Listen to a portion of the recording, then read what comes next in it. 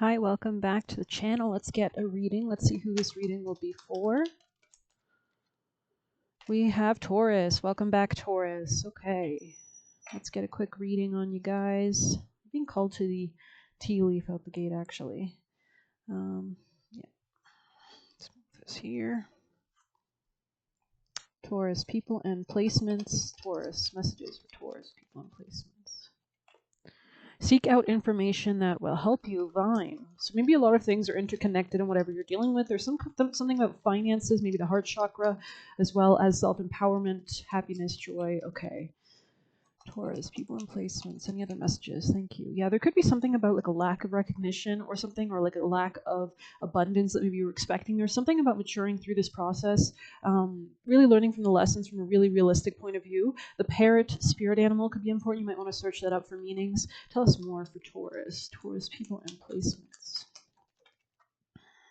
Something could be ending in your life, or there's a need to come to a completion or a closure of something, to come to understand something. You see how the vine here has these beautiful little pink flowers, and there's a vine around this casket that also, there's something about treasure chest as well. It's almost like coming to the end of a chapter and discovering the treasure at the end of the rainbow, right? So, okay, interesting.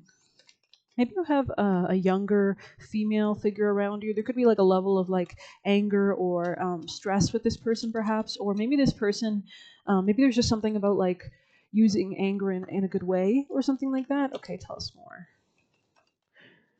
It's interesting how we have these similar green vines here, and then on this card where we have the snake hiding in those vines, ready to eat the apples. There is something like the apple, Snow White, that could be important here as well.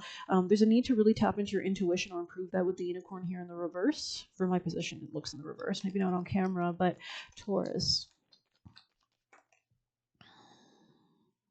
Time to get out of a situation. Interesting. This could be about processing something emotionally, letting something go. It's giving like you're trying to fill a bucket with water, but there's holes in the bucket. So maybe there's something about the foundation here that needs looking after or something like that. But we're going to grab some tarot for sure, and then we'll grab some other oracle messages. Taurus. Messages for Taurus. Thank you. Okay, something here is changing in divine timing, just like the cycles of life. Pluto in Capricorn just recently finished up its stay in Capricorn. Now it's in Aquarius for the next 20 years. So there is something about the wheel of life changing. This could be about like 3 people specifically in your life as well. Something about finances. Maybe you'll be coming on the up and up with finances, but you see with the Sphinx there's a need to come into your power. She's wearing a beautiful crown. There's the Sphinx really represents, you can look up the spiritual meaning of the Sphinx for more hidden meanings, but I feel like it's like combining that level of like, it's a feminine, it's a cat, right? It's a cat woman, so it's very independent, but it's like this legal, maybe you're dealing with legal issues, but I was going to say regal lioness. Very interesting. Yeah, you can see that. And something about monkey, like tricks could be on the way out of your life, right? So, yeah, there's those like on the old game shows, they used to turn that giant wheel and then it stops at a certain spoke. There's something about that, definitely. I mean, this is the wheel of life, though, that's constantly changing, right? There's an ending there with the 10, X marks the spot. This could be to do with a masculine figure or a lack of coming into your power. So there's a need to mature in that regard, or to have boundaries. Could be with a masculine, or maybe there's just something to do with like the masculine energy. It's like you're emotionally attached to something, like maybe a family situation or a business or something like that. But I feel like you need to change your perspective about this. You can see how he's hanging upside down. Pisces energy could be relevant here. The subconscious, there's some kind of intuitive signals that you might be missing, and you want to make sure you're not staying attached to something that's going to harm you. Anything else for Taurus? There could be a lack of clear communication or clear logical thinking. Maybe journaling or writing is important, or really tapping into air sign placements and air sign themes, like Gemini, Libra, Aquarius. You could be dealing with those signs, but Libra rules marriages, Aquarius rules networks like organizations or friends, or and then Gemini rules your local community, talking with people around you, your friends, your siblings, the mindset, right? So you want to check out what air signs represent, how to tap more into that energy, especially with Pluto and Aquarius for the next 20 years. That means that any air signs you have will be trined by that Pluto, which gives you power, which gives you this level of clear insight. Scorpions, when you put them under, you can find them with ultraviolet blue light, right? Like blue light, whatever.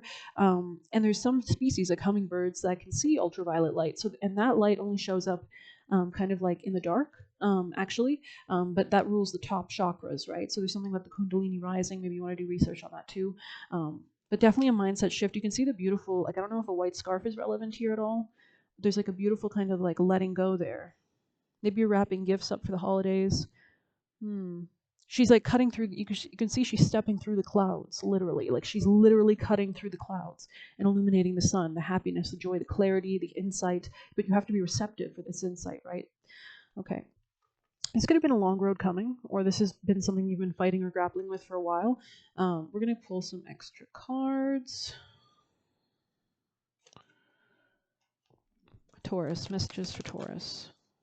Wow, Chiron in the reverse. There was a lack of healing in something. You can see that same symbology there with the sword of light, enlightenment, like Excalibur, breaking through the regal towards her joy, towards her empowerment, with that beautiful red and yellow vibes that we see the sun shining through on these beautiful clouds. It's giving like after a storm, the sun comes out and then, it makes the world look magical when everything's drenched in rain.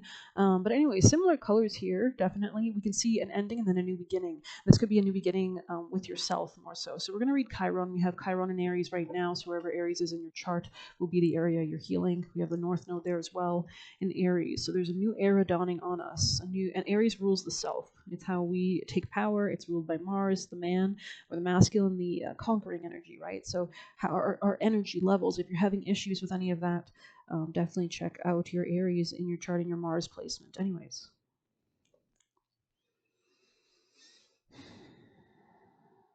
There it is, 103. Okay, so this could be about family. There could be like a new mindset regarding communication or maybe family issues. Let's see. Wounds, teachings, and paradoxes. Yeah, this and that can be true, right? There are different perspectives. That's what the hangman there is all about, right?